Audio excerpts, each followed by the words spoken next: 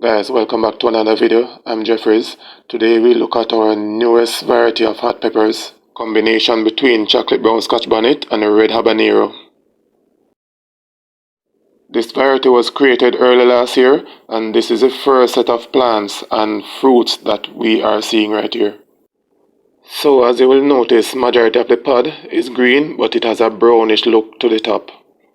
We have about 7 trees going right now, and they are loaded with fruits.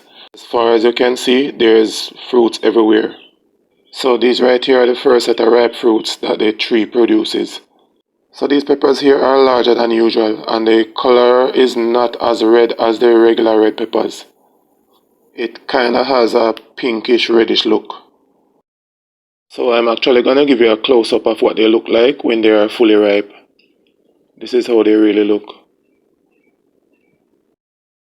I actually assist the pollinators every day.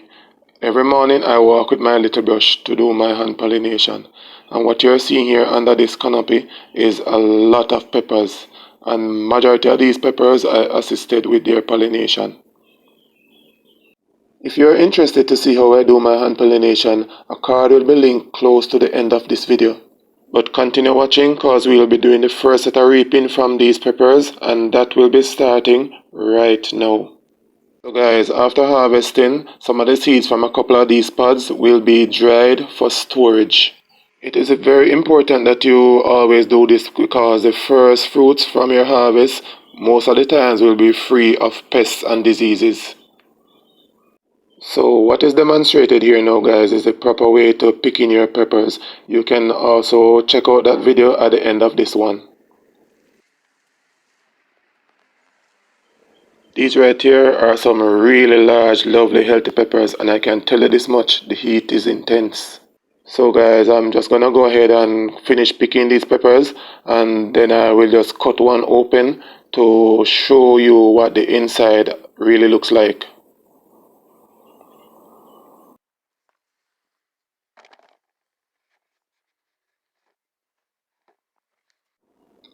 So here I chose a reasonable size one. So I'm just going to cut it open so you can see the inside.